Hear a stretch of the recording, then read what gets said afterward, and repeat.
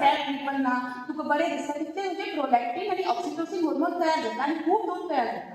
आता 3 महिन्याचे राहून बोंब दिवन आता आयला 3 महिन्यान तिचे आंगा भितर प्रोलॅक्टीन आनी ऑक्सिटोसिन तयार जातले की जावचे ना?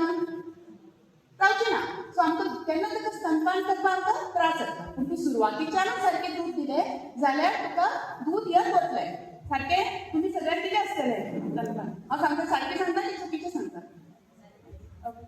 सो हांगा पळयता सो आतां प्रोलॅक्टीन तूं छाती एम्प्टी केली बेबीन चोपलें सारकें रातचें दूध दिलें जाल्यार प्रोलॅक्टीन हो हार्मोन सारको तयार जातलो.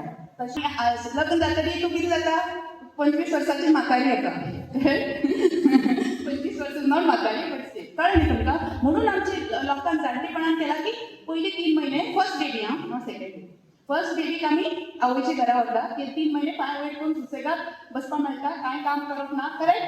खावपाकूय जाय तें मेळटा जें मागलें तें मेळटा करेक्ट. 3 म्हयने आमकां आवय बरी पॅम्पर करता आनी पॅम्पर केल्या मागीर कितें जाता दूध बरें तयार जाता. एकदां ते 3 म्हयने तें दूध तयार केलें मुखाल्ले प्रवास सामको सुरळीत वता कांयच त्रास ना. आवयचे ते महत्वाचे. ह्या वर्साचे 3 नाम आसा invest in future, invest in breast feeding and invest in future. लायफचो जमानो आसा तो इन्वेस्टमेंट आसा.